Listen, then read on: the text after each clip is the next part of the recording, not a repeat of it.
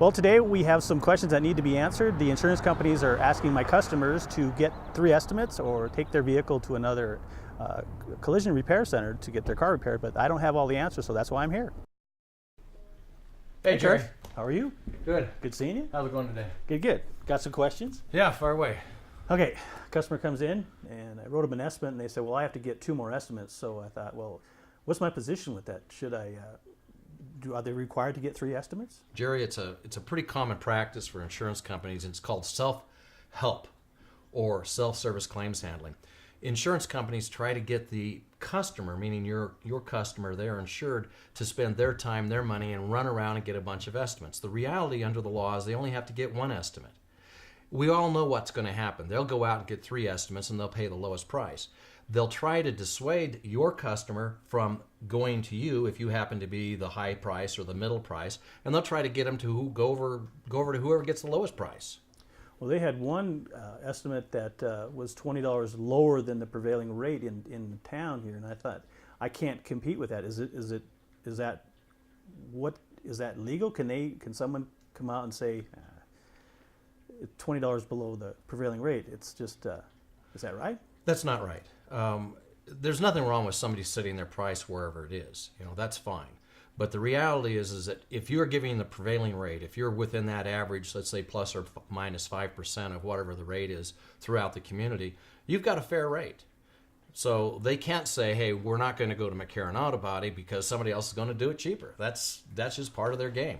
Remember, what they're trying to do again is they're trying to get your client, your customer, to go out and shop around, spend their time and their money to do self-service. The insurance companies benefit from that because they don't use their people to go out and get the estimates. So no, they don't have to go shop, and if you've got a prevailing rate, stick with your prevailing rate. What if they were told to take the car somewhere else? Is it my position to say, well, you can take your car wherever you want to? Can I say that? I think if they say, hey, look, they have your customer and they say, look, we don't want you to go to McCarran Autobody, we want you to go someplace else. At that point, there's probably an unfair claims practice, okay, meaning that's probably illegal. So they'll dance around on that. There have been some cases where insurance companies have said, I really don't like this particular insurance company. I don't want you going there. I want you coming over here to our preferred body shop. They can't do that. Well, usually when I write the estimate, I always say, well, you don't have to bring your car here. You don't have to take it. You can take it wherever you want. But if you want us to do the repairs, we'll certainly take care of it for you. But we just want you to know that you don't have to bring your car here or anywhere that somebody tells you to take it, in my opinion. But I didn't want to take it any farther without talking to you. No, that's the law. They don't have to go out and spend their time and their money being the claims adjuster. That's why insurance companies have claims adjusters. You see them in the cars. It's got the name of the insurance company. You see them driving all around town. They can go out and do the inspection. Okay? So that your customers don't have to do that. They paid for peace of mind when they bought the insurance policy. Go back to work. The car's here. If you want to come and look at it, come look at it. That's fine. You're not keeping the car from being inspected. Let them look at it. Okay? The sooner you can get started on the project, the sooner the car can get back to the customer. Okay, let's assume that the insurance company wanted me to, they said it's okay to take it to my shop, and they're requiring me to use aftermarket parts against the owner's wishes. What's my position there? Can I say, yes, you have to use this, or no, I need an answer? Well, the first thing we want to look at is we want to know, is your customer having the claim paid by their own insurance company or by the person who caused the accident? Okay? Okay. So that car had original OEM, original equipment manufacturer parts on it when it started, and it should have original equipment manufacturer parts when it finishes. And the reason why is because they're for safety. The engineers that make the parts make them to crumble, make them to do certain things for the safety of the occupants. So if you've got this part made, let's say it's a Ford part or a Chevy or whatever, and now all of a sudden they say, hey, we get this great deal. We got this wholesale lot on a few containers of parts that came out of Korea. You probably don't want to do that, and that may actually be putting the customer at risk. So no, they don't have to take aftermarket parts. If it's their own insurance company, the same thing. They don't have to take aftermarket parts, but always to be sure, you can look at the insurance policy, and does it say, by the way, we're charging you a discount because we're going to put in aftermarket parts? I've never seen one of those policies. I've had an instance where I've had to replace a part with an aftermarket versus an OEM part. And we took the 2 parts, we set them down next side by side. The aftermarket part was 30% lighter, 35 to 40% thinner, and you could just see there was no quality there. And can a customer say, hey, I don't want that. I want what was back on my car. You see, what you've got is you've got expertise. You've got special knowledge about how to repair cars so that they're safe for the customers. There's a lot of occasions in which people would rather save money than do things safely. And that's a classic example. Again, when those parts are specified by the manufacturer, the original equipment manufacturer parts, they're specified to absorb a certain amount of collision or shock. And if you put a different part in, a lesser quality part, and you've probably even seen some of the holes don't even match up. Right, yeah. I've heard that from some of my clients. We had to re-drill everything. Nothing, the aftermarket never fits. You always have to make them fit. Yeah, there have been a number of cases against insurance companies who are requiring their customers to accept the lesser quality parts. But you paid good money for the automobile to start out with, and certainly you didn't pay for aftermarket insurance. You paid for full market insurance. Right. So you should get what you pay for. You shouldn't get more, you shouldn't get less. So if you had an OEM part on your car, you should have an OEM part on the car when you leave.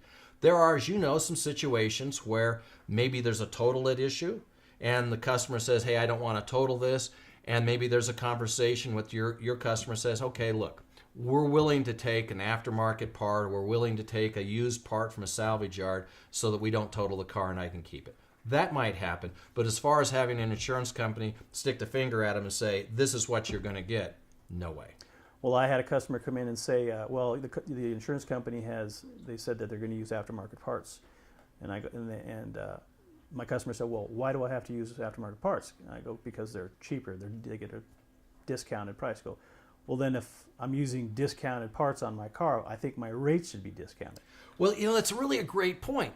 What happens, there's a provision in the law that states that the premium charged for the insurance policy has to be reasonable in relation to what they're paying.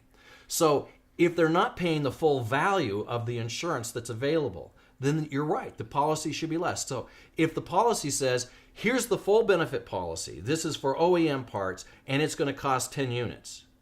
And by the way, if you want to get a non-OEM part, you want to get the off-brand part, the non-specified part from the manufacturer, sell it for a cheaper part or a cheaper price. If somebody wants to buy it, let them buy it. But don't tell them, hey, I'm charging you full price and I'm going to give you less than full service. Yeah. No way. Big argument. That's what a lot of customers are saying. Yeah, it's all about the money. You've heard the phrase before, it's easier to steal $1 from 1 million people than $1 million from one person. So, Makes sense. You live it every day. Yeah, that's cool. Right on. Sweet. Thank you. You bet. Let me know if I can help. Okay? Well, that's like diminished value. Now, customers come in, they say, well, now my car's not worth as much. So I go, well, and then now my car's going to be on Carfax. I go, I subscribed to Carfax 3-4 years ago because I wanted to see if I can, and I would take the VIN numbers because I knew which cars have been in an accident, and I would put the VIN number in there, and it would say no history, but the only history we're seeing on the car is title transfer, change of state if it moved from one state to the other, no accident, no nothing. Finally, I get a customer that came in a BMW 2009, and she got rear-ended and pushed into another car on the freeway.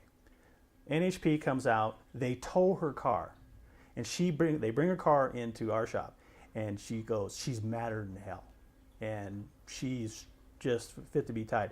So anyway, now my car is going to be on Carfax, and I said, I spent 4 years, and I've never seen a damaged vehicle be put on Carfax.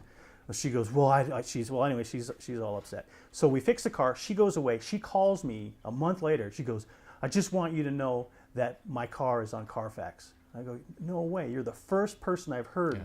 But you know how it happened? NHP called the tow company. NHP reported it as a 3-car collision. The BMW had front and rear damage, and it was towed. That's how it got on Carfax. Really? Yeah. Well, you don't want to be the one guaranteeing that it will or won't be on Carfax. I say I've never seen it, but I'm just saying that was the only time. There's a lot of issues going on with depreciated value or reduced value from a vehicle being in an accident. You go down to the lot, you buy a brand new car. I have a friend who did that, had 60 miles on her new Lexus, and a little gal right out here in the corner plowed right into her when she stopped at a red light, got out and started laughing and said, "Oh my gosh, that looks like it's a brand new car." Wiped out the rear end of the car, she gets it back, and now she's got a brand new damaged Lexus. So she's not happy about it. So the question is, what's the depreciated value or the diminished value for a car that's been in an accident versus one that hasn't been in an accident? And the question is pretty well calculated by the insurance companies, and that is, in certain situations, they will pay for it. But those situations are almost always going to be as a result of litigation. They are never going to stand up and say, "Hey, you know what? We agree.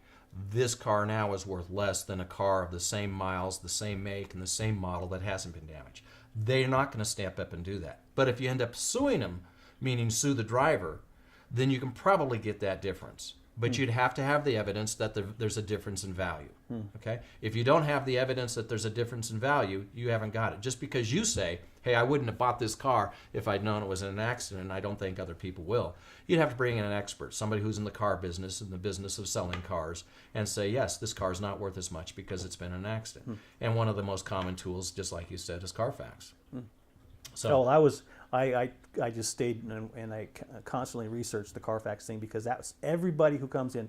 I do not want my car in Carfax. I had an attorney come in. Somebody hit his Porsche, and he goes, "At this point, I don't care whose fault it is. I don't care how much it costs. I want it fixed, and I want this to go away." Well, the first question, was he hurt? No. Well, he was hurt kidding. because the car was hurt. Gosh, my life. Just my life.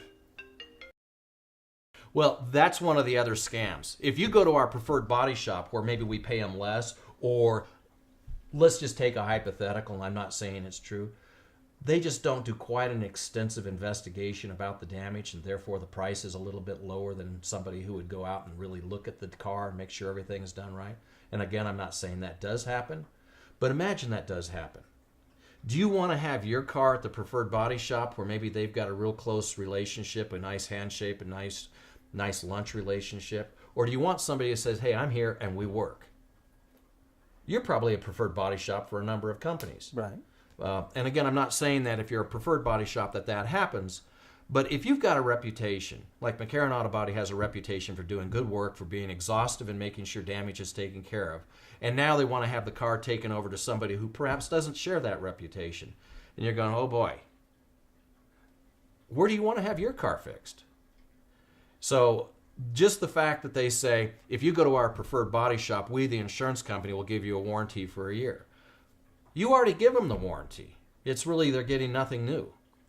Well, we had an instance where we had aftermarket parts fail, and the insurance company, this would be like a year or better, and the insurance company wouldn't take care of it because it was.